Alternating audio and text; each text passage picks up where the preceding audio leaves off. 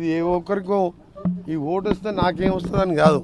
ఈ ఓటు వస్తే మీరు సరైన ప్రజాప్రతినిధులు ఎన్నుకున్నట్టయితే మీ జీవితాలతో పాటు మీ రాష్ట్రాలు మీ జిల్లా దేశం బాగుపడాలంటే ప్రతి ఒక్కరు కూడా ఓటు హక్కు వినియోగించుకోవాలని మీ అందరికీ కూడా విజ్ఞప్తి చేస్తున్నా. ముఖ్యంగా మేధావులకు, ఎడ్యుకేటెడ్ వాళ్లకు, అర్బన్ ప్రాంతంలో ఉండే వాళ్ళకే ఎందుకు 40-50% పరిమితం అవుతుంది ఓటు.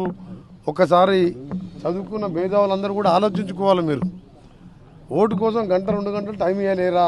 ఈరోజు ఎట్లా సెలవు దినంగా ప్రకటించింది. ఇవాళ అందరికీ కూడా దేశంలో కార్మికులకు కూడా వేతనంతో కూడిన సెలవు ప్రకటించిండు.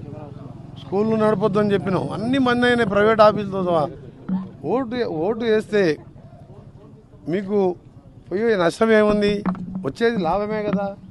మీ మంచి ప్రజాప్రతినిధిని ఎన్నుకుంటే ఈ దేశం, ఈ రాష్ట్రం, ఈ జిల్లాలు బాగుపడతాయి. కాబట్టి మీ ఓటు మీ స్వరంగా భావించి ఓటు హక్కు వినియోగించుకోవాలని, ముఖ్యంగా నల్గొండ పట్టణం ఎప్పుడు కూడా మాకు 40-50-60% దాటలేదు.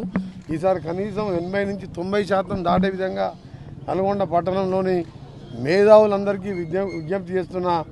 మీరు ఏదో విధంగా మీరు వచ్చి కష్టం అనుకోకుండా దేవుని దేవల వాతావరణం కూడా చల్లబడ్డది కాబట్టి 90% పైన నల్గొండ పట్టణంలో ఓటింగ్ పెరగాలని మీ అందరూ కూడా చేతులెత్తి విజ్ఞప్తి చేస్తూ మీకు నచ్చిన వారికి ఓటేయండి. తప్పకుండా వచ్చే 5 ఏళ్ళు మన దేశం ప్రపంచంలోనే నెంబర్ 2, నెంబర్ 3 స్థానానికి పోయే విధంగా ఉండే విధంగా ఆలోచించి ఓటేయాలని మీ అందరికీ కోరుతూ, ఒక సెక్యులర్ పార్టీ అభ్యర్థిగా, సెక్యులర్ పార్టీ ఇక్కడ ఉన్న రాష్ట్ర మంత్రిగా కాకుండా ఒక సామాన్య మానవునిగా మీ అందరికీ విజ్ఞప్తి చేస్తున్నా. అసలైన తొలి వెలుగు. ఫాలో వాట్సాప్ @తొలి వెలుగు official.